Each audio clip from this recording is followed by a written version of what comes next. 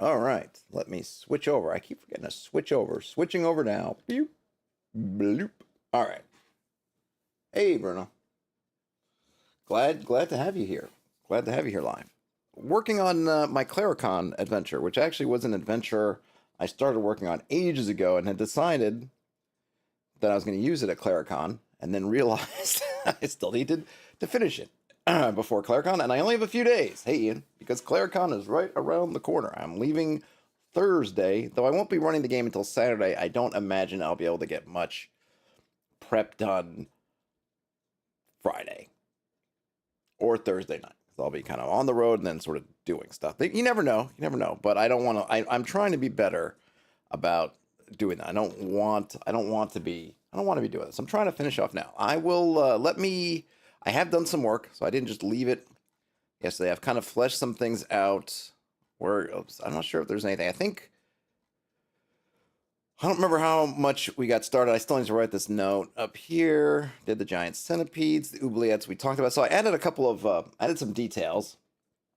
You know, I feel like oftentimes, and this I think is maybe where when I'm not able to prepare things like I'd like, I think that one of the things, and maybe this is probably true of most things, right? That there, you when you're writing or creating, say, a book or something like that, you have the kind of you're getting out all the writing phase and then editing and that kind of polishing.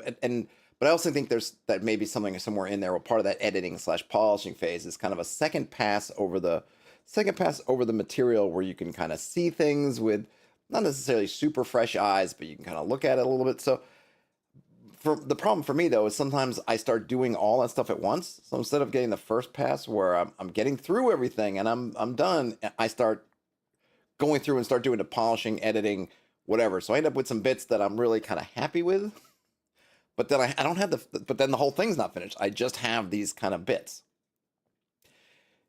So last night and today was a little bit of me pushing and pulling with myself over adding some extra detail to things that I'd already done, and while adding new things. I mean, I have the general layout of the thing is already done. This is all about adding the details for specific rooms, specific things. Obviously, when we get into the hex crawling portion, the specific hex crawl. So it's not like I'm have to create a bunch of stuff out of whole cloth, but it's kind of like, okay, ideally let me get the whole first pass out, but I don't tend to work that way, which for me is a frustration that I'm trying to work on.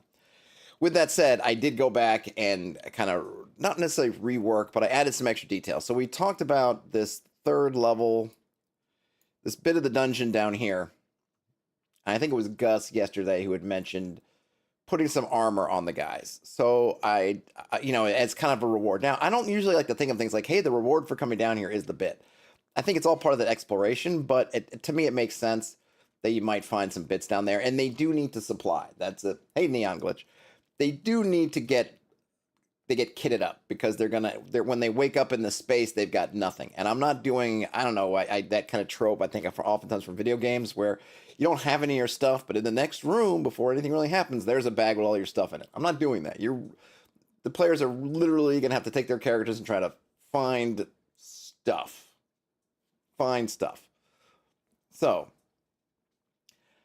it is important for me to make it more to give them a fighting chance for there at least to be the possibilities of stuff. But I don't want to. I want to make things feel as kind of organic. I want them to feel organic. I want to feel like, hey, yes, there's this piece of kit here you can take, but it doesn't feel like it's there to give you a piece of kit. It feels like, oh, I'm finding this because I'm doing something smart and I'm checking in the closet, or I'm looting a corpse, or I'm doing something that kind of makes sense. Oh, hey Bruno, I appreciate it. Yeah, I'm just in Word. This is just in Word right now, and then the maps are in my kind of typeset copy, which you can see a little bit of there, but thanks. So what did I do? So I came back to the looking at the oubliettes, which was this third level of the dungeon. And this level is completely it's completely optional. There's nothing necessary to do down here. This is about, do the players go into the dark, try to see if see if there's anything to find. And there is some whimpering noises, which is coming from here, which I'd forgotten about because I was going with this. I took a ghoul, but I kind of wanted to do a different sort of ghoul. And so this guy, which I'll go into because I statted him out yesterday. It's not that much statting out. I'll read the description that I came up with. It's kind of down here. And this creature is making these kind of whimpering kind of noises down here. So in these pits, and one of these pits is a body. And so I wrote out a little bit more. So my room description for number 4 here, the pits, is 2 open pits, each 10 feet deep. Each 10 feet deep. In the bottom of the eastern pit is a corpse. It was chained to the wall of the pit. The melted stub of a dark candle sits between its splayed legs. Behind the corpse, crudely scratched into the wall, are letters spelling Brynden. This is one of my additions. And it's italicized because I want to remind myself, and I think I will probably do this in whatever version I release, that it's kind of information that the PCs will have to discover. They won't be able to just be looking down in the pit and see the scratching. That's if they get down in the pit and potentially move the corpse out of the way, dig around, then they'll find it. And so that's why I'm italicizing it. It's there because I want the game master to have that bit of context, but the players should need to do some work behind it. So that's my thought behind the italicizing at the moment. Beside it is a curved dagger, the edge of its blade coated in dried blood. Slightly louder and more insistent, the sounds of the whimpering dribble in from the east. Because you first hear the whimpering in the stairs, and then if you come down, so it gets more. So there's that. So now what I added, we got the spiral staircase, so now I have this corpse. Tattered but fine quality tunic under a worn but usable padded gambeson. So there we go. I added a little bit of armor. And what I think I'm going to do is I'm going to have it take basically 10 minutes if you want to try to grab this armor off of here. And I'm going to have, I don't know if I'm strictly going to have a wandering creature check, but there's going to be some kind of escalation as you're spending time. So that it's a nice little push-pull again between, a nice little push-pull between, do we spend extra time to gear up? If our armor class is 9 starting out, we can improve it by a couple of steps, but it's going to take a turn. And what's happening during that turn, and is it worthwhile what's happening during that, worthwhile taking that time. Let's see. So tattered but fine quality tunic under a torn but usable padded gambeson, AC 7, multiple stab wounds, gray and leathery skin stretched tightly over bone and muscle. A small and thin coil of purplish mist rises from its open mouth. So the idea here was that whatever experiment, whatever thing that was attempted that's gone awry, which has created this whole situation, I thought that maybe a toned down kind of test drive was done on this particular individual, and it didn't work right. So they did other things, whatever they failed experiment. But I thought it was neat because so if you do find the name Brynden and then you say the name, it will bring the corpse to consciousness momentarily. It will answer 3 questions as truthfully as it can, and then it will shudder and go still, the last wisp of mist disappearing into the dark. So the idea is it's in this kind of half undead state. It wasn't totally successful, didn't make an undead critter, but it also isn't quite fully dead yet. So you get to you can't revive it, but you can ask some questions of it. I'm not sure how to bring up the fact they ask questions. I'm curious if someone will say the name in his presence, in which case the corpse will kind of rouse itself. It's not going to get up. It's just going to be kind of just talking. Maybe it will say something about questions, or maybe I'll just see how the conversation goes. I'm not exactly sure how that will work in play. It seems a lot easier written down. Oh yeah, they answered 3 questions. Well, how do they know? Because it's not a spell. So they're not going to know that they've triggered this effect or what the effect is, but they've triggered it. So it could be kind of fun if you start having this conversation thinking, oh, look, we can just talk to this dead guy. And then just in the course of answering 3 questions, you can just check them off. Suddenly it dissipates. But it might also be, I don't know if it also could potentially be frustrating if you don't know, but it's kind of part of the thing is you don't know. You don't know what ritual was done, what spell exactly was cast. This is kind of the effect, and it's sort of there. As a GM, you'll know. Was the players, you're going to have to kind of, and maybe the players will just start stabbing the heck out of it and kill it that way, which would also make sense. And that would just be, oh, well, sorry, you had a chance to do something and, you took that way. I mean, it is chained down and it's not going to get up, but I wouldn't even hate if the players just did start stabbing it because I could see doing that too. It's like we've seen by this point, they've probably seen at least one undead thing attack them. Maybe not, actually, if they come straight down here. If they start up here and they come straight down here, this will be their first interaction. This could be their first interaction with an undead thing. So potentially they might be more inquisitive than just stabby. But who knows? We'll see. In any case, now we get to this room, which I think is where I ended yesterday's stream. We're looking at the holding pen, which I will read because I think I added a little bit to it. The holding pen, a pit broad and shallow with sloping sides. The bottom of the pit is a floor of loose dirt. Buried beneath its surface are the remains of several bodies, all violently torn to shreds. Again, italicized as in kind of for GM context. A dark figure stands perfectly still in the center of the pen, a long chain affixed to its ankle. The other end of the chain is attached to an iron ring affixed to the side wall of the enclosure. Its eyes fluoresce in the dark. Something glints silver and red from its back. So this is what I'm calling the Gend, which is kind of my version of a ghoul. That I just took a ghoul and I'm kind of riffing on it a bit. So the description is hunched, gaunt, spindly arms and legs, mottled gray and black skin, hairless with a vaguely canid face, and eyes that glow cold and bone white in darkness. It is intelligent but constantly ravenous. It cannot control its hunger. And it's an undead shapeshifter, which was what I think, this is back now months ago when I first started working on this. I looked up ghoul on Wikipedia, I think, and got some interesting ideas. It's kind of from, I guess, Arabian or Arab tales. And the original tales talked about kind of shape-shifting and its sort of thing. So I kind of wanted to keep that shape-shifting flavor. And I don't know if I made the connection with something with kind of like a hyena, but I kind of a little bit of the hyena vibe to it with the kind of, I don't know, the eyes to me anyway, that kind of glow, and then just the kind of chittering it's kind of doing like a hyena's call. And then, so it's got 3 hit dice, 9 hit points because it's wounded. It's got a 6 armor class. It saves as a fighter, 3rd level fighter. It's got 2 attacks, claws. This is basically pretty much straight out of a ghoul. Each claw does a D3 plus paralysis. The bite does D3 plus paralysis, but also there's a magic effect, which means that if any creature that it's bitten, it can shapeshift into. And it's got 40 move. And then the thing that's what would we say is glinting silver and red for his back. It's a magic dagger. I'm putting their alignments in here too. Then a lawful magic dagger, which has a silver hilt with a faceted ruby in the pommel that protrudes from its back. So that's that kind of context. So I guess if you want to put it in sort of a risk reward thing, if you're able to, as a group too. So you could probably overwhelm the thing, but of course a little bit unluckiness with some attack, with some saves, some defenses and some saves could mean you're paralyzed. And that, in this case, if everyone gets paralyzed, it's kind of game over. And they can potentially paralyze 3 people around, right? If it goes 3 attacks, you don't have a good armor class. But you could also try to figure out other ways to do it. It is chained. You could do something with the chain. You've got some options. But here the thing is, if you do happen to at least, if not kill it, then disable it, you can grab that dagger out of its back. Bruno says, maybe there could be some graffiti on the wall somewhere saying, Brian answers 3 questions, some other clue about the corpse. Yeah, I if it was other circumstances, I would. But the thing is here is, I guess, thematically, nobody really knows it can do this. The cultists just abandoned the body down there because they're like, it didn't work.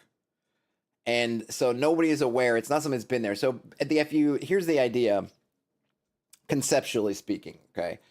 These cultists they're repairing this fort to be a base. And while they're here, the leader of the cultists, hey, no, sorry, I will be at Clericon. Bummer, but you'll be there in spare. Well, and if you happen to get a break or you're close enough, you can come in on the fly. Or if you even around, I'll be there Friday, Saturday, and then leaving Sunday, probably leaving early in the day Sunday. So if you're in the neighborhood but can't come to the con itself, maybe we could still... I don't know if there's I don't know whatever's going on for meals, but if you're in the area, make contact. Anyway, so the cults here, they're rebuilding this fort, or repairing this fort to be a home base. And this guy is here who's the leader, the local leader of these cultists who has been doing these experiments trying to create some kind of ritual. They captured the daughter of this lord who's the kind of the local lord, the landlord down here. And they captured her and her friends who are out hunting. So they're using so they're keeping the daughter for leverage. because they right now they right now the Lord is not aware of their presence. At least they don't believe that he is, and he's not. But they're about to kind of bring they're about to bring this fort, to a fully operational state, which means they figure that they're gonna be kind of setting the beacon, lighting it up soon, so to speak. So they're gonna get found out. So they wanted to have leverage over the local lord, but they don't need this lady's friends, the 4 or 5 friends that she had brought with her on a hunt that they also captured. They're extra. They don't need them. So the guy's been using them as experiments, and this one, Brynan, was one that they experimented on and had this thing happen. And then the Gend isn't one of them, but the Gend, well, it could have been. Actually, I really hadn't thought about it. Actually, my original idea was that the original concept for this holding pen was that there was another corpse in there, and that corpse had fought the Gend and wounded it with the knife, with the dagger, but then succumbed. And that could still be the case, but now there's no visible body in there because the Gend has kind of buried the bits in the dirt. But that's kind of the concept. So this is not a situation where this Brynan is sort of a known quantity, and it's a temporal effect, right? He's going to answer 3 questions, and then his spirit's going to leave. That's going to kind of like he's stuck. He answers those questions, and then then the spirit will be freed, his soul will be freed, and he'll be gone. So it couldn't be something they do over and over again. But for other circumstances, I would totally think something like that might be appropriate. But for this time, it's not. But the thing is I'm okay with that because nothing the players might ask. One, this Brynan is going to be pretty limited in what he can answer because he doesn't know that much. He would be able to say who he was with, what they were doing, and it kind of maybe a little bit about who captured them, and then again what was done to him here in this pit. Those are things he would know about. There's nothing earth-shattering. Well, I don't know. That stuff might be earth-shattering to a player. There's nothing super crazy. Oh my gosh, I'm not hiding a twist in here. I'm not hiding some vital clue. It's background that maybe the players could use for something. I don't know. If this information really helps them in some way. I mean, the idea of this as kind of a campaign starter is the more information they're able to bring down to the landlord, the better for them, the kind of more reward and the more sort of things it opens up for them. So on the one hand, as a campaign starter, this information would be of pretty big importance. The more information about this cult that the local lord can get, the more things could be. So that would be a benefit. And if you were going to continue working in this little area and kind of using this as your jumping off point, then yeah, that stuff would be really vital especially for a one shot. It almost like bonus points. Hey, bonus points. If I did, I was thinking about doing some kind of campaign starter. Sorry, not campaign starter. Campaign scoring for the con. Like, hey, here's your, like a convention game scoring. So I thought if I scored it up, I would give extra points for some of these. Like, okay, you got this much for surviving, you got this much for doing that, and all these other little things you learn could be extra points, which I think I'm going to do. And I haven't figured out the scoring yet. And I'll say something. I won't say what you have to discover, but I'll say, hey, you'll get certain points for doing certain things. And you can kind of score it and say, hey, you did great or you're not. I mean, although this will be the first time I'm running it, so there's not going to be. I'm not going to have something to compare it to, but you can see how close to kind of 100% you get, sort of thing. So that's sort of where that is. So it's a nice kind of to do. And the other thing I wonder is, how much if you have 3 questions, you're probably not going to get all the questions you want because. And one question just might be, who are you or something? I don't know, right? You could, it's looking at it from the GM's perspective, like, oh, I have 3 questions and I can get 3 really interesting things. But probably in a practical sense, you're going to waste at least 1 question. Ian says, great on a curve. Yeah, maybe. I mean, I don't know how hard, this is the thing is, I don't know how hard it is. Okay. I'm trying to be, I'm stocking it in terms of what I think is reasonable and kind of what I'm trying to do. I have no idea. And obviously it's open. There's not a particular thing you must do. I mean, yes, you must get out of here and escape. How you do that, whatever you do that is, I don't care. It's completely up to you. But I have no idea if it's going to be easy, if it's going to be hard, how long it's going to take people, how people are going to operate. This is all going to be brand new. So whenever I get to I guess next week, probably next Monday, do the post Clericon, or I could even maybe do it during the con, some kind of after I ran my adventure kind of thing. We can go through all that. In any case, so there's the Gend, who's got the magic dagger, And now I did go up and do the storeroom, which is the kind of the easiest level. I put this shorthand in here. I don't know if I'll keep it, if you can see this. I'm assuming you can see this okay. I can zoom in a little bit.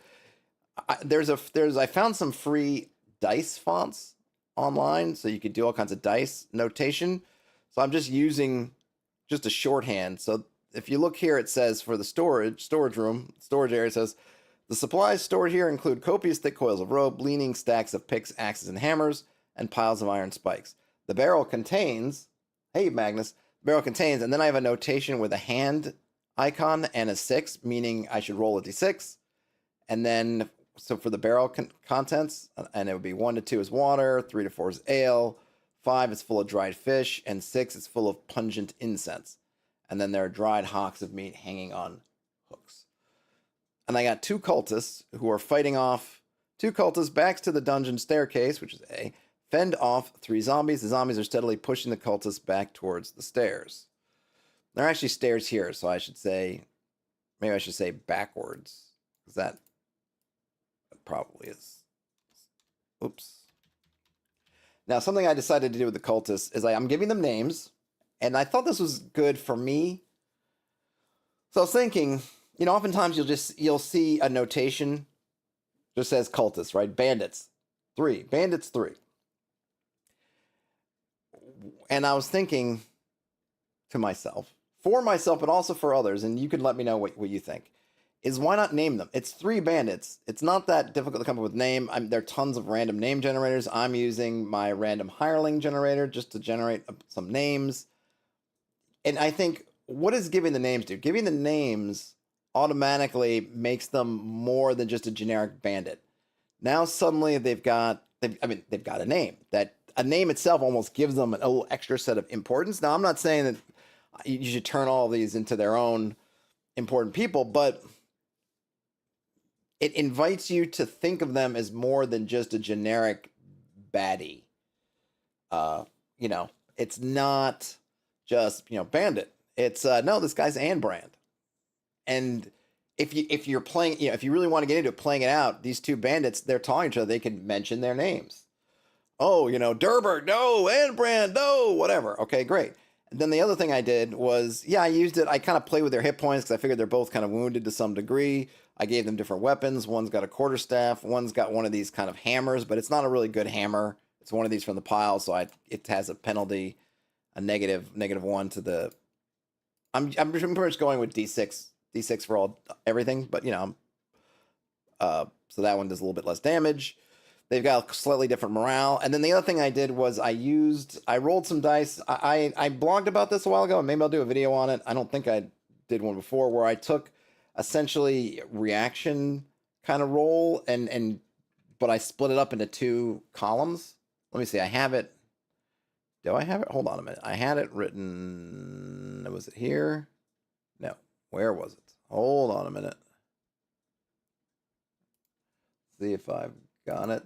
Yeah, okay, I'll push this over here.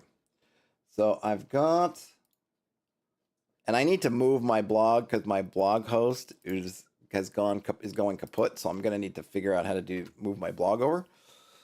So that's a different thing. No, that's the wrong. Oh shoot, that's the wrong thing. Hold on a minute. Wrong one. It's this one. Okay. So I took the 2d6 roll, which you do for your reaction, and I split it up into an emotion and an attitude. So now instead of just getting 4, 5 is 9, you would get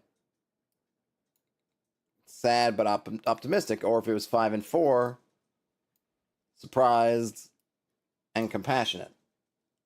And so I've been rolling them for the different bandits, and then this is giving me their basically what their attitude is like. So we've got 2 ways we're now differentiating with them. Or I guess 3 ways. Their stats are slightly different. They're named, and now they've got different attitudes, which would be helpful for if I need to play up the scene. The players, I'm assuming that when the players start climbing up this stair, hold on, where is it? When the players start climbing up from here to here, one, there's a zombie in here they're going to fight off and probably come back down here. Then you're going to do that. Then if they deal with that one, assuming they're going to make their way up probably carefully, there's going to probably be some time where they're going to want to be observing going on. So that's going to give me, these are all my assumptions, right? So I don't know how this is actually going to work. It's going to give me an opportunity to sort of set the scene, if you will. So now I have these two guys who have their own, they have two names, they're named, and now they have these different attitudes. So the first one, Anbrand, is surprised by the turn of events, but still trusts in their leader, Hrothmal the Bleak, to save the day. And that's another thing. I can drop this name if I want to, who will come up later on. Drop his name. Oh, yeah, that's what's going on. And then Durbert, and these are all from rolls, is disillusioned and focused on their own survival over anything and anyone else, no matter the cost. So he is not. So whereas Anbrand is still loyal to the leadership, Durbert is not. doesn't care. So now when I'm playing these guys, I don't know what the party's going to do when they get up there. I don't know what these guys are going to respond. I'll roll some checks and I'll see what I want, what they're going to do. But now I have some. I don't have to. I mean, I could. The thing is, I could come up with these things all myself, but now I don't have to. I'm rolling it. Essentially, I'm rolling it ahead of time, and that allows me to give me some context to still to figure out exactly what these terms mean in this particular situation. But of course, I'm not. It's not overly prescriptive. I'm still going to have a lot of latitude in terms of what surprised but trusting means in different circumstances versus disillusioned and very I guess selfish or the zombies don't get them because they're zombies. Let's see. So then I came up and I got into the fort. So here's that hall, which is I can switch sides here, which is where you can get a clue. So there's a map fragment, and I forgot there's actually a hidden cache that will be part of that map fragment that you could find down below. That's another kind of secondary goal, or maybe a primary goal, depending on the players. Now we've got in this hallway, empty, narrow windows look out onto the yard. Oh yeah, well I do talk about when you come up the stairs, you start to hear the cacophony of muffled but chaotic sounds, which is from the not in the hall itself, but outside. So the hall itself, empty, narrow windows look out onto the yard, piles of rotted bits of collapsed furniture in corners, a faded and heavily fraying tapestry hangs on the north wall. It shows the fort at the top, looking down over the surrounding country, sweeping southward. A prominent escarpment separates the fort from the lower country, that is, itself bisected by a river. To the south of the river and slightly west of the fort is the depiction of a castle and a village. So, ideally, come up here, take a look at the tapestry, and that will give them some sense of orientation, as that tapestry is essentially giving this thing here. Here's the fort. It's on the top of this escarpment. Looks down over a river, slightly south and slightly west. You've got that, right? So that is essentially it's giving you, okay, how do we get home? At least in a broad sense. You'll hopefully get a couple things. You'll know we need to go south. We're going to need to deal with a kind of a cliff line, a cliff escarpment, palisade in the sense of cliff. We'll need to cross a river, and then we'll get there. And I would definitely, if the party were wanted to get into details, I would lay out, oh yeah, you can see forest, swamp, more forest kind of thing, right? So that is the that's the kind of the way number one of getting, or maybe the easiest way to get the lay of the land, or I would say I'm going to guess is going to be the primary way of laying the land. They can rescue a prisoner who knows kind of similar information as that. The mason who was imprisoned down in the cells also kind of knows essentially, vaguely, that kind of geographic relationship. If they do happen to rescue the daughter of the Lord, she is very well aware of what's going on, of the geography. She's kind of your best bet if you're looking to do that. Then I have the yard, which is where all the crazy stuff's happening. So we have 6 zombies, 2 zombie horses, and 1 zombie hound. And then some more cultists who I use that, they're all named. So we have Githric, Gudlug, Yinred, Gladwood, Childmar, and Brynwig. And Githric is in shock. Only their basic survival instincts keep them going. Gudlug is angry but in control. Their mind is clear and their tactics defensive and prudent. Inred is in overwhelming fear, or is an overwhelming fear is the only thing that drives them now. They are just fear, nothing else. Gladwood, the crisis has unlocked something inside that drives them to protect their brethren. They have discovered some kind of, that sort of band of brothers in this situation. That's kind of, I don't know whether that will turn them from their path or not, but that's where they are. Childmar, their mind is broken. They act mechanically and without thinking. And then finally, Brynwig, the crisis has destroyed the cult's hold on them. They strive to live and protect the others. If they survive, they will leave this life behind. So there we go. So now, who knows what will happen in here? I'll probably use kind of a chain Melian. I'll just roll some d6s and then account for damage and see what happens, kind of thing, rather than play it out. But the idea here with the Yard is you're going to have to cross through this combat. You don't have to take part in it, but it's going to take part. it's going to happen to you. So I imagine what's going to happen. The way I envision running this is they're going to come out of, when they decide to, now they do get a respite in the hall because the doors are closed and so far nothing is busted in. They can go up these stairs over here and check out the barracks. I don't know in what order they'll do things, and it doesn't matter. Once they're out here, whatever they're going to decide to do, they're going to have to basically move through a melee, which means we're going to go down to it. We'll roll initiative, and then I'll probably have some dice to roll what the zombies are attacking, what they're doing, because they're essentially, they're not mindful. They are, they're mindless, basically. They may attack whoever's in front of them, which would probably be one of the cultists, because we're bringing everything's. We're getting it sort of in media res in terms of the battle. It's ongoing, or they might attack one of the characters. It'll probably be something, I don't know, like 4 to 2. I'll roll 4. If I roll a 6-sided die, if they roll 1, 2, 3, 4, it'll be one of the cultists. If it's 1 or 2, it'll be the party. But it might also depend on what the characters are doing, and they're gonna have to move through it. If they decide not to engage with the fighting, that's fine, but the fighting may engage with them nonetheless, but they have to do it. If they happen to come up through into the stables, they're going to come up into the thick of it. If they come up this way, they're going to have a chance to look through, kind of get the lay of the land, be able to do other things before maybe, I don't know if take a long rest. No, they won't be able to take a long rest, but maybe get a breather or something right up here. So they got some options. But I got all the cultists, and I'm really happy with these little blocks for the cultists. I really like these, just for myself. I really like these little kind of, attitude, emotional notes that I have, which I think are enough to help me wrap my brain around what's going on with them, but not too much as to take a long time to read or raise more questions than give answers. And then I just threw together some stats for some zombie horses. They basically have 3 hit dice. And then the zombie hounds, which have 2 hit dice, but a +2. So they actually have the same amount of hit points as the horses, but their saves, they save at a level less. And they only have 1 attack. The horses have 2 attacks with the hooves, but they do move faster. So there's that. And then the zombies are the normal zombies.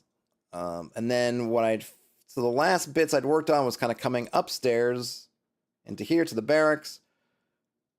Crude bunks of simple straw-stuffed beds. Searching a bunk reveals, and I have my dice rolling notation, either nothing, a pouch containing some silver pieces, either nothing or a pouch. The pouch can contain either some silver pieces, a couple of gems, or potentially, and I imagine this might only come up once or twice, a chaotic initiation dagger. And I think I have how many? 1, 2, 3, 4, 5, 6, 7, 8, 9, 10. I think I had these as bunk beds. So there's quite a few of them, but I would maybe say each person can search 1. It would take 10 minutes. So remember those turns. I have to figure out what I'm going to do with turns, because I don't know if it's appropriate. I don't think it is to have wandering a creature check, because I've pretty much decided I think all the cultists and the zombies are accounted for by who's already kind of in work. But I think I'm going to add some other ticking clock, some other kind of some way the situation is degrading, so that you're going to feel like maybe a fire will start, something like that, so that you're not going to just have, you're going to want and need to be economical with your with your time usage. But I haven't quite figured out the mechanic exactly. The western end of the room is separated from the rest of the wall by an archway. An archway. Inside is a desk, a chest, and a single bed, all of more refined quality than the furniture in the rest of the barracks. Hidden in the pillow on the bed is a pouch holding a gold pendant worth 10,000 silver pieces and a silver death's head medallion worth 6,000 silver pieces. The chest is locked and contains 3 gems worth 500 silver pieces each, a +1 neutral flambear sword, +2 versus magic users. Unfortunately, I believe the bad Throthmal here, I think it's going to be a cleric, so unfortunately it won't be good against him. I mean, it'll be +1, but not the +2. But it also will have a wand of magic detection and a potion of levitation. And these I just rolled up randomly. I have no idea. I could see some fun being had with that potion of levitation. But of course, you're multiple people and you got one potion, so I'd be interested to see how people use that. But I imagine the escarpment, if there's a way to, I don't know, I'd have to see how they would do it. If there's a way to use the levitation to kind of float gently down the escarpment, that might be intriguing. I don't know. I have to see how they use it. And then we have this guy. The guy's name is Throthmal the Bleak. And I thought this was kind of a funny joke, but it has meaning for me that he's self-named. So he has called himself Throthmal the Bleak. But it's a self-naming thing. So it's a cool sounding name to me, but then there's a little bit of that, well, which is kind of for the GM. Again, context for the GM that's sort of hidden in there is he gave himself that name. And obviously the situation overall is that he goofed, and this is all because all hell's breaking loose because he goofed. So he's not a name character. I think he's going to be a third level cleric is what I have. I don't know why I said cleric. Well, I put cleric 3. It's a 3 cleric. Anyway. And he's up here holding a frantic one-sided argument with the door to the locked room. He's yelling at his kidnapped victim because she blames her for what's gone wrong. 2 frightened cultists stand uneasily beside him, clutching their weapons with nervous shaking hands. So we have Throthmal the Bleak, who's self-named, and this is where I was just going through statting him up. So I guess in terms of actually doing work, now that I've recapped a bunch of stuff, which is good because I really like the recaps. I know it may seem like, look at that, I had an hour-long stream and I've spent 40 minutes recapping, which doesn't seem like an economical use of my time. However, it is because it gets me, having to, I've said this multiple times, having to relay whatever you're working on to somebody else, to speak to someone, to tell it to someone, helps clarify. Okay, so I think the spells, I don't have his attitude yet, so I'm going to remove that so I don't.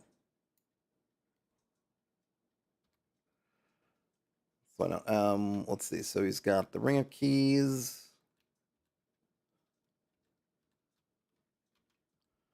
Now, here's a question. I think that this seems to be a very question for you.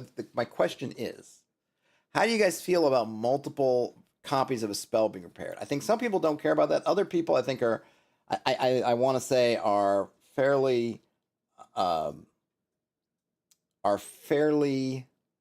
anti.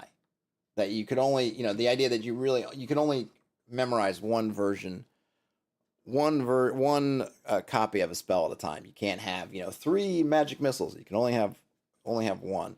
I kind of think I'm agnostic on it myself, though I can understand it.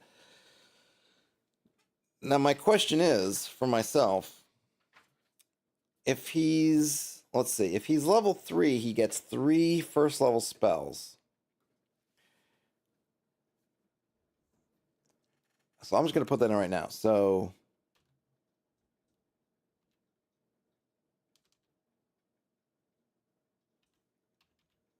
memorized.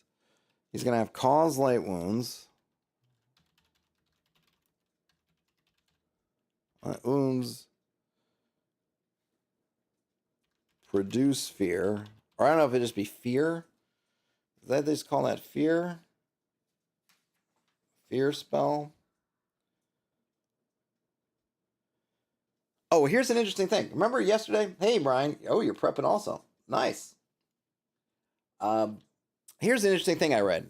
Yesterday, if you were on the stream yesterday, I was talking about And if you look at the chat from yesterday's stream, there's a lot of discussion about movement rates because I was looking to make quicker moving zombies than I thought was the norm.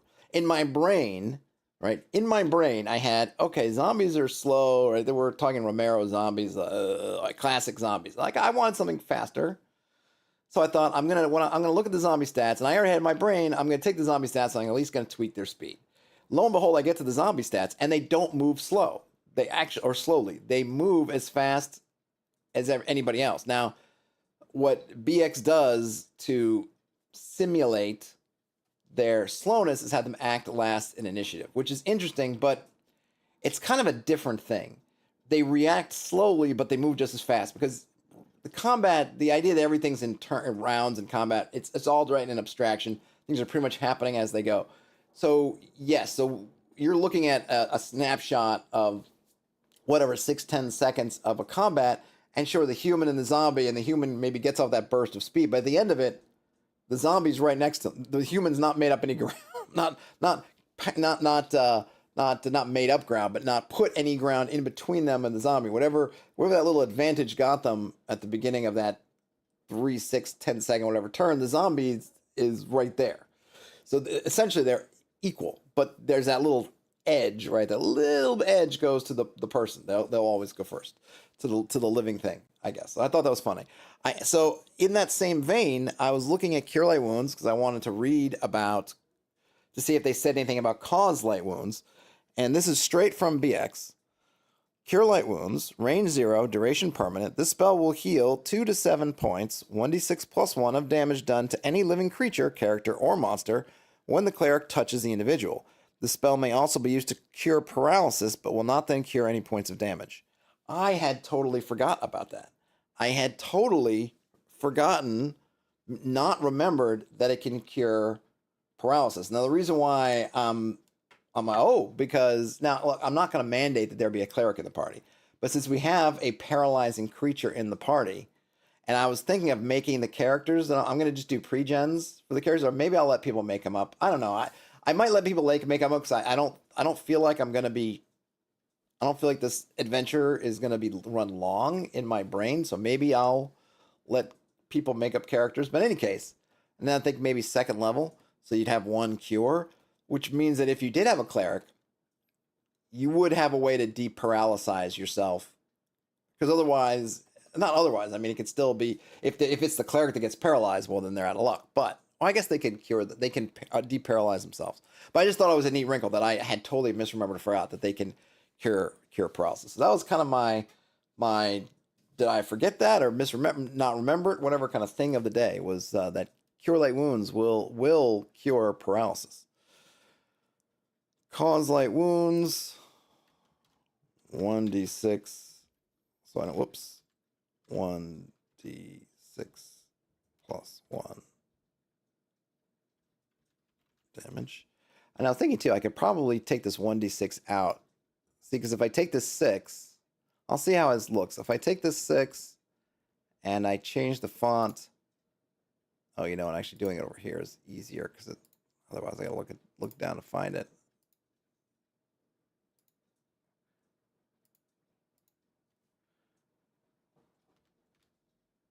So maybe that does. I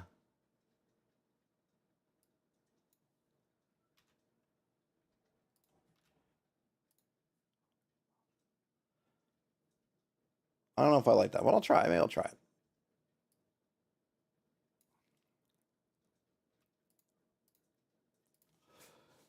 Okay. So he's got Cause Light Wounds, Produce Fear. So now let me see Fear. Or Produce Fear. There's no actual just Fear spell. So Remove Fear says when the cleric casts this spell and touches the creature, the spell will calm the creature, remove all fear. If the recipient is running away due to magical fear, he or she may make a saving throw versus spells, adding a bonus to the roll equal to the level of the cleric. For example, 3rd level cleric with a bonus of +3. But it doesn't actually say what the cause version of that is. So I don't know if I need to go. Well, if I go to expert, so that was in basic. If I go to expert and I look up where's spells, I'm still in basic. So I just actually go to expert. If I go to spells in expert, is there a fear spell? It's gonna maybe help me a little bit. Let's see. No. Remove fear. When reverse a spell, which is cause fear, will make any one person flee for 2 turns. Okay, so I'll write that. So, all right, good. So it's cause fear. Ow. Scratch myself. Cause fear. 2 turns. 2 turns, not 2 rounds, 2 turns. So 20 minutes of fleeing. Save versus spells or flee for 2 turns. Now, question is, do I give them one of these twice, or I know it's protection from good, because that would be another one he could have that would make sense. I don't think they don't have that spell. It's not one that's reversible.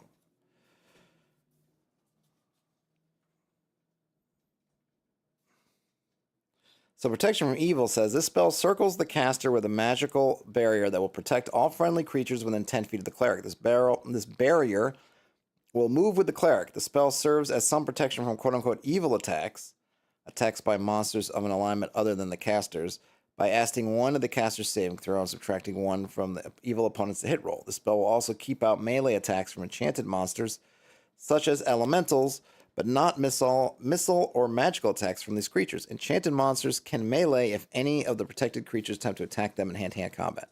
So actually, it's funny, they call it protection from evil, but it does not... another one of these things I had not noticed before, or hadn't noticed in my memory, was that they shouldn't even call it protection from evil, because it really is just protection from whomever your opponents are, because it doesn't specify. There's nothing alignment really about it. It's kind of protect friendly people against people who are not friendly to you. I am building a bad guy stat block, essentially, Brian. Yep.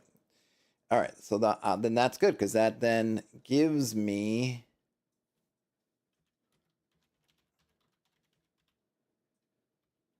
protection from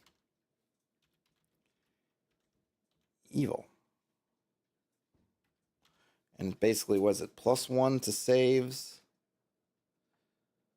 -1 to hits? I'll just call it +1 to AC, or -1 to AC, +1 to saves. 1 to saves, -1 to AC.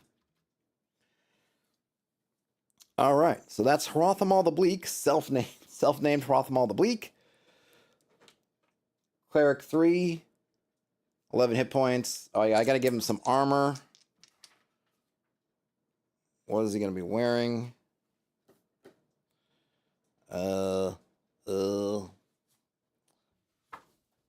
Armor. I gotta go back to basic for the armor. Brian says they're doing 70% mooks and Theater of the Mind and 2 bigger bad guy fights. Cool. Yeah, I mean, I'm intending this all to be Theater of the Mind. I might bring a Chessex mat with me. I think my Chessex mat is around somewhere, if I can find it. If my Chessex mat is here and not at the upcountry, and now I got to remember if it is here or not. I might bring it, but I'm not really intending to run all this. The maps here, like for the fort and stuff, are really for me. None of it's there. Look, there's no real architecture that's super important, and I'm happy for people to push things over and just kind of run and gun it that way. I'm not even sure what would be considered a big boss fight. All right, so now I'm going to go back and do his attitude, which would be interesting. That's not the right thing. The interesting it is, right, because I pulled up a browser. So he got 5 and 5. Surprised and optimistic. I was subtracting modifiers from the other guys, but I think for him, I'm going to let it be.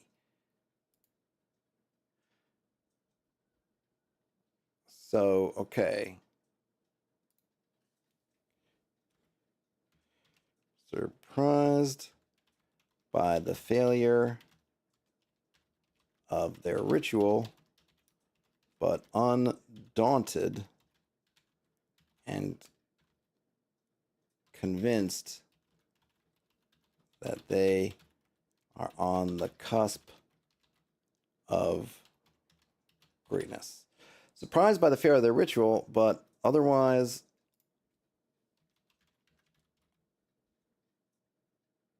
because of greatness,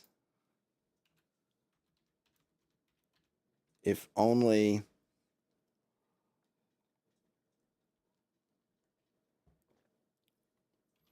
others would not. Let's see. Hold on. I'm trying to. Let's see. Surprised by the failure of the ritual, but otherwise undaunted and convinced that they're on the cusp of greatness. Only the weakness and failures of others hold them back. Here we go. Which makes, I feel like that's a very good attitude for a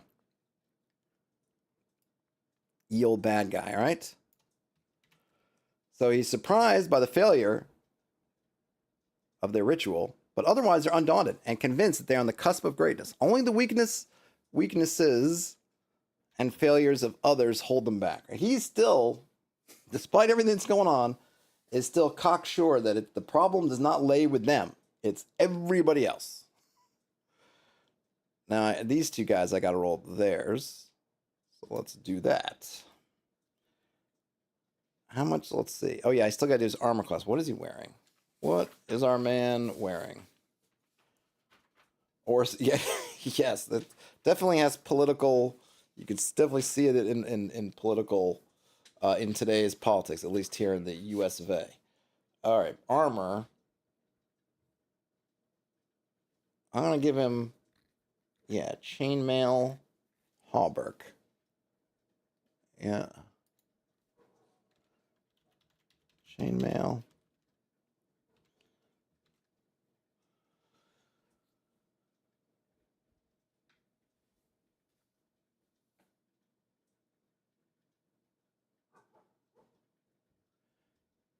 Cleric 3. Yep, okay. Yep. No, he doesn't have a quarterstaff. You gotta give him a good old mace.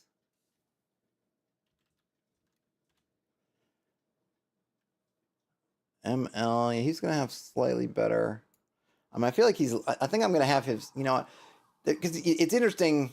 One of the things I love about our morale, right, is morale breaks. Yeah, Brian, do not taunt Nightbot. Morale is interesting because you could think about different reasons why you would break and run or surrender. So there's one way you could make a reading of Hrothmal that he's gonna be overly confident. On the other hand, I think that he's not really, in his core of his being, he's kind of a cowardly opportunist type. So his thing is going to be to want to save himself. You know, the part of this thing of his destiny calling this greatness is that he has to live. He has to live to be great. So he's not going to stick around. Not going to stick around too much.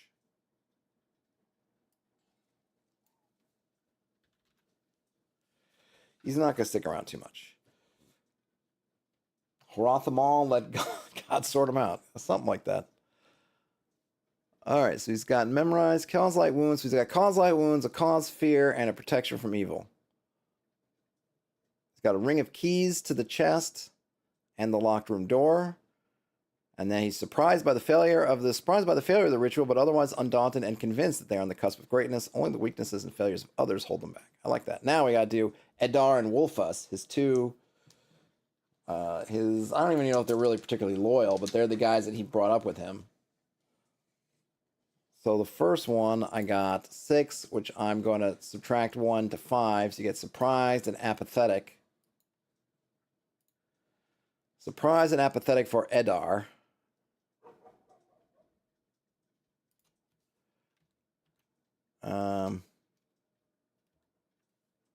What does that mean? Let's see. So I'm going to play surprised in that. I've used shock, but I think it's a traumatized.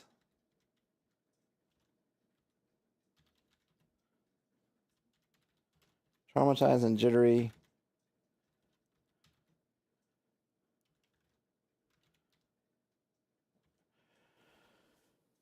Traumatized and jittery with a what's the what because I want to they're all I mean I already mentioned above they're both kind of nervous, but maybe he's really really nervous. Jittery.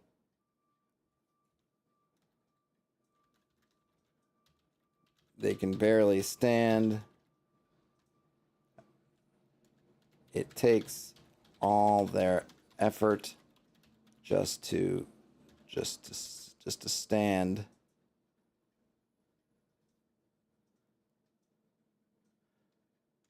Just to hold fast. There we go. So he's about to run. I'm gonna drop his morale all the way down to 3. This guy is getting ready to run or just drop his weapon and surrender. He is not in it to win it at this point, which I think makes total sense. And there's a few of these guys who are in some kind of version of that, which I think is appropriate. This is not. They're normal. All these cultists are normals. They are not.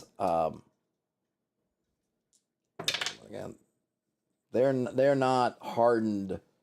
These are not the hardened kind of, Imperial Guard heads of the whatever. They are totally normal.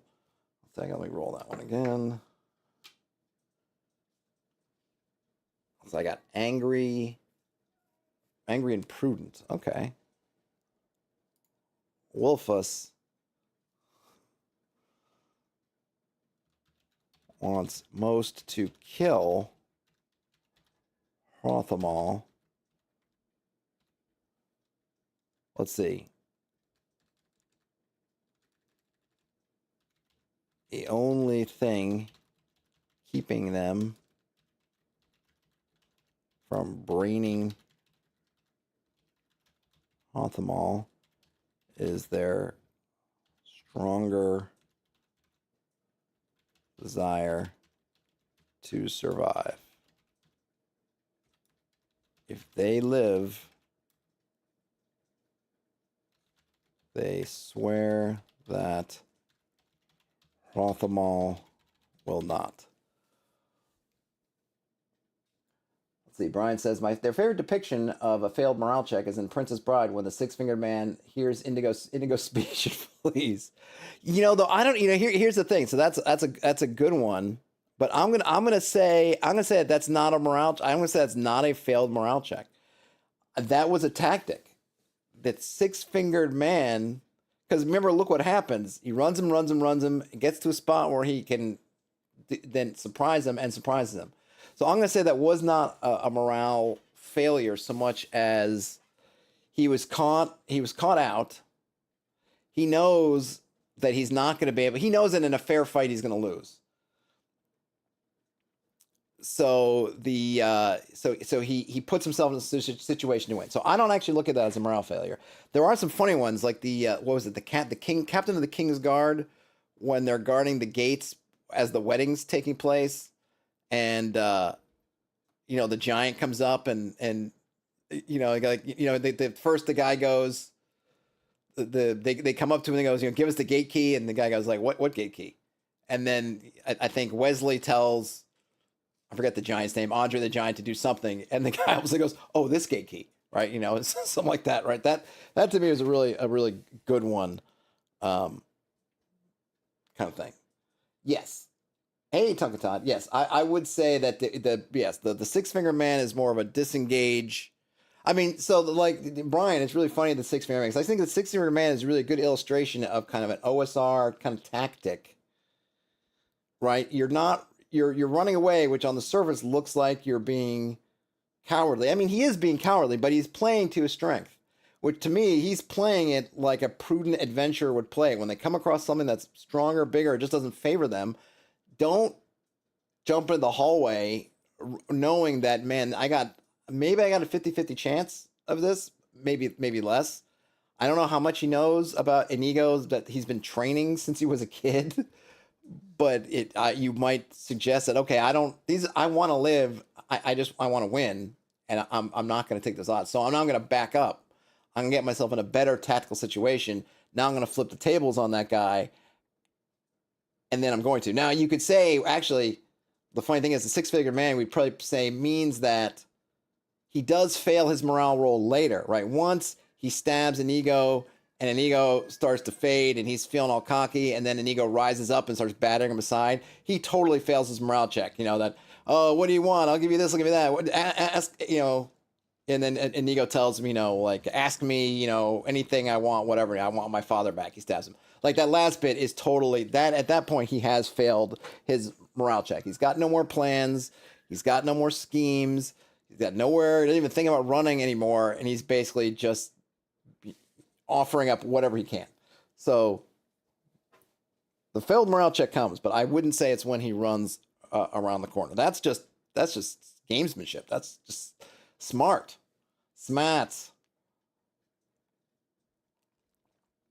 Okay. So we got Hrothmal, who is convinced, undaunted and convinced that he's on the cusp of something great. It's just everyone else is making it tough on him. Eddar is traumatized and jittery. It takes all their effort just to hold fast, so he's ready to break.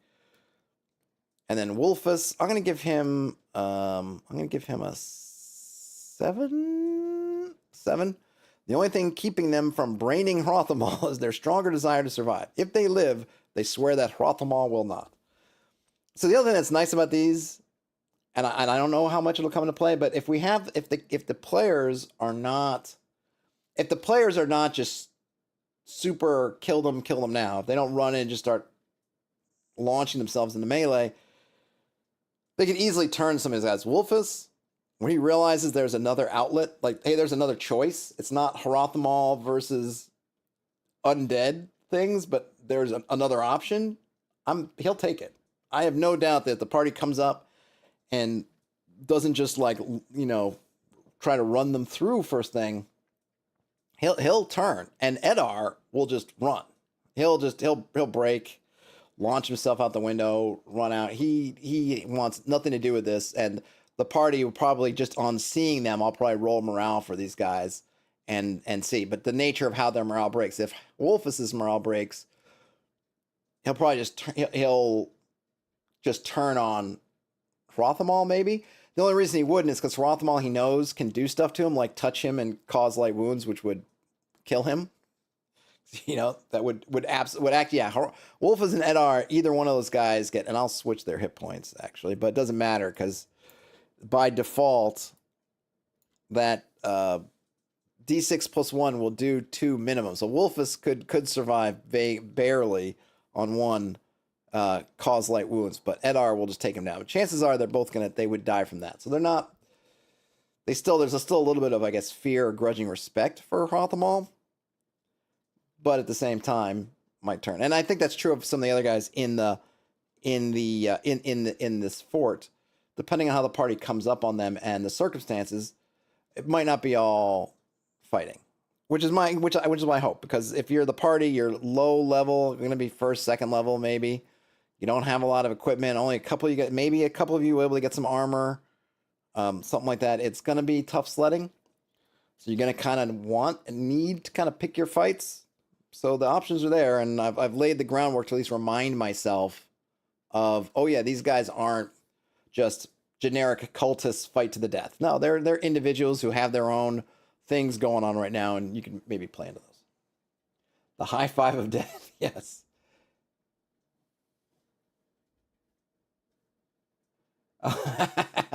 Neon Glitch was seeing a lag in the chat, and it wasn't me. It was you. Yeah, I think there is a slight lag from me to you, but I don't think it's if it's that long, then tell me, because something I think is probably wrong. But though sometimes I'll just miss something in the chat, and I'll just go up and take a look. Okay, so that's.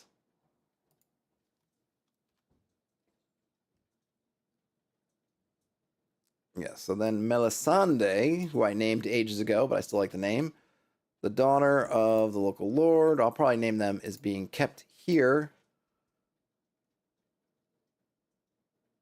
I wonder if that would be her. Maybe that would be her sword. That's an interesting angle. But she was just hunting, so would she have brought out that stuff? Probably not. I'll have to think about where her stuff could be. Oh, maybe I'll put it in the chest also.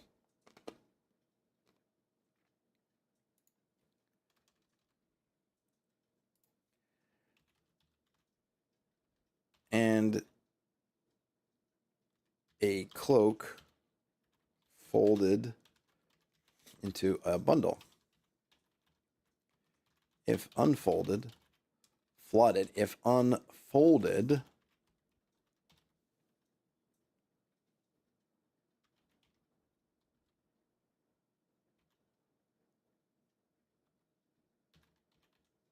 cloak will spill loose. Let's see, and a fine forest green cloak folded into a bottle. If unfolded, the cloak will loose a, let's see, a leaf shaped clasp of silver and stained glass. In English said it took them a while to notice it. I bet. I mean, that stuff happens and it's hard. I mean, for me, it's even harder because I only have myself visually in kind of a very small window, and I think it's showing my view, not the internet's view. So often, if I'm lagging on my side, it really takes somebody in the chat to say I'm lagging. Otherwise, I'll just keep, or if I can't be heard or seen or anything, or sometime every once in a while, it's gotten better now as I've changed up the way I do things, but my camera would freeze, all that stuff. I'd just be unaware, and then suddenly someone was saying, "Hey, we can't see you, we can't hear you, your camera's frozen." Like, okay, I gotta try to fix it.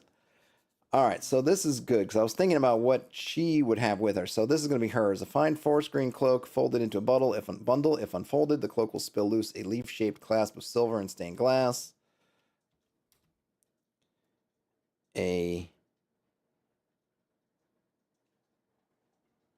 Let's see, a dagger with ivory hilt.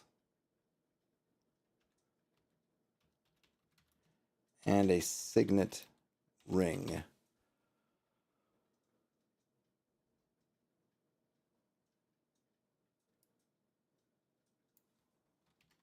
No? All right. Those things are hers. Ring all belonging to... How did I spell her name? Whoops. All belonging to Melisande.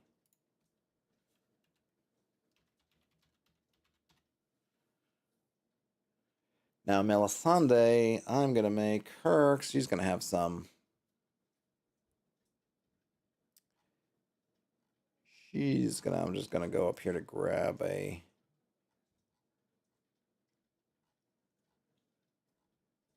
Actually, I could use the Gend.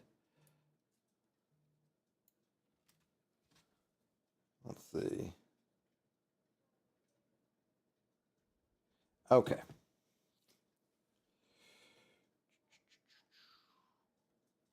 All right, let's scroll down. Oh, that's the wilderness. That's too far. Let's go here.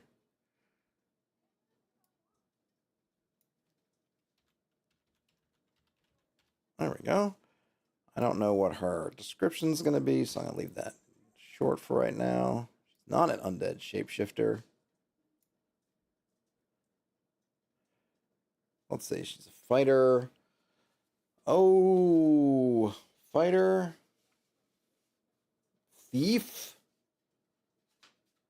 Ooh, ooh, ooh, ooh. I know what I'm going to do. Hey, hey, hey. I got it. I've got it. Something a little bit fun. Maybe. She's gonna be statted like a halfling.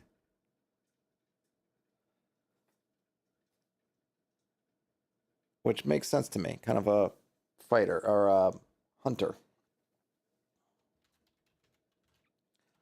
Hunter 3. That's a note for myself. 3 or 2? 2 or 3? I'll say 2. I don't know if it makes too much of a difference. Hey, Mercurius. Wow. Thanks again so much.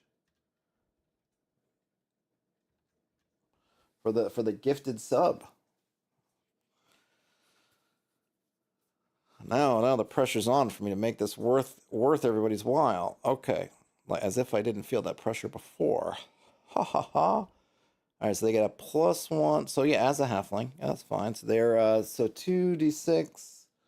I'm just going to estimate, and so I don't need those ones anymore.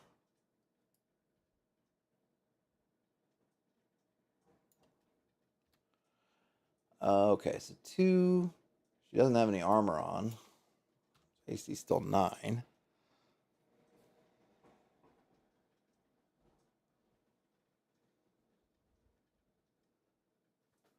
So interesting thing here. My weapon.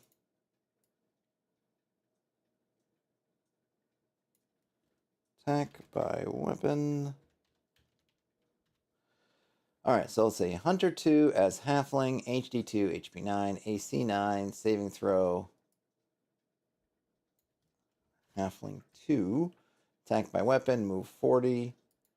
Now I've got, let's see, so I don't need the italicus right now. So halflings get +1 in it. +1 in it. They get -2 AC versus large creatures. Which actually is very cool for a hunter type. You think about it. When rolling for individual, right? Okay, +1. Halfling only have a 10% chance of being detected, 1/3 of a chance. I'll probably have to standardize that, but I'll just go with it. Vanish into woods. 90% chance. Hiding in outdoor cover. 90% chance of hiding in outdoor cover.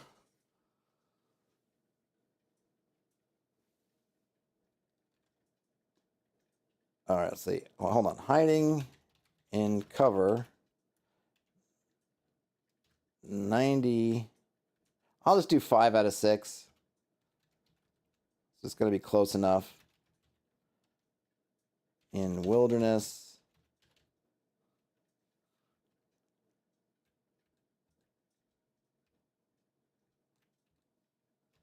Two in 6 chance indoors.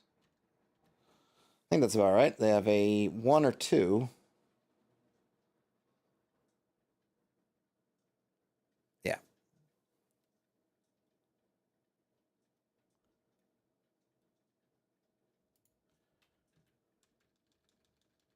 Is that it for halfling stuff?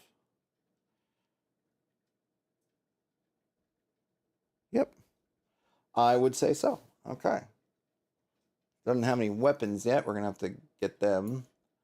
We'll have to find those weapons.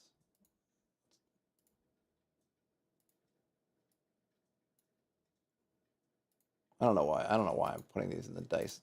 I just kind of like it.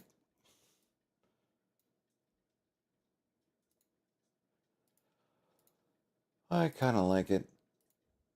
I don't think.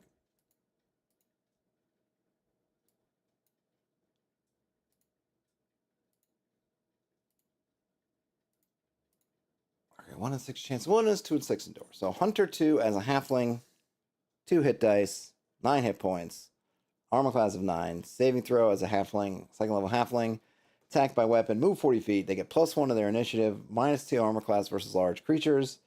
They have a 5 and 6 chance of hiding in the wilderness, and a 2 and 6 chance indoors. And that is, I'll have to come up with Melisande. She's definitely malnourished. Malnourished and exhausted. So I'll just throw that in there. But she's going to have a bunch of information. She's going to have a bunch of information, and I just have a couple of things to do, and then I'll be done with... So what do I have left to do? So I need to stat out... I statted out Melisande, but I want to give her a little bit of character in here. This is not accurate. I gotta get rid of that, and I have to write something for the roof. And then I'm into the wilderness, which I think should be a bit easier. I do have there is a layer here that I remember. There's a secret cache.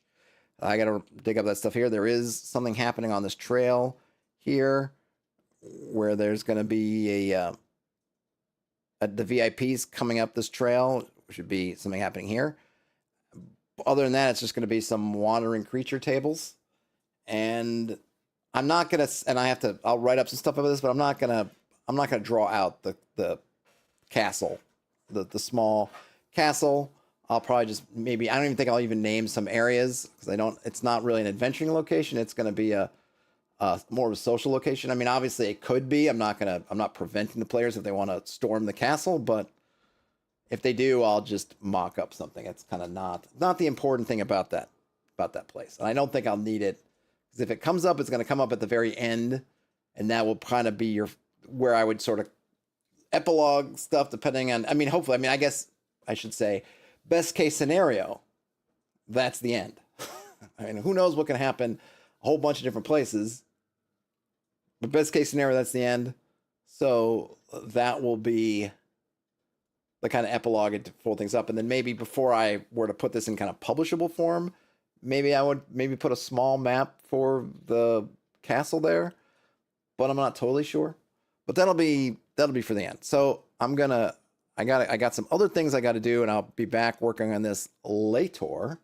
But thanks a bunch, everybody, for hanging out and listening to me going through this and helping me think some things out.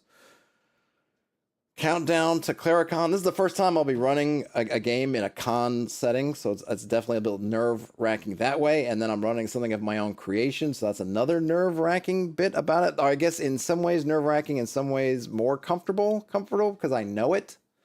I know it in my heart and in my brain in a way that I couldn't say I really know too many modules.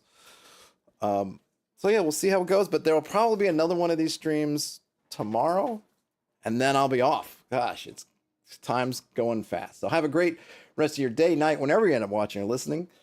Game on, everybody.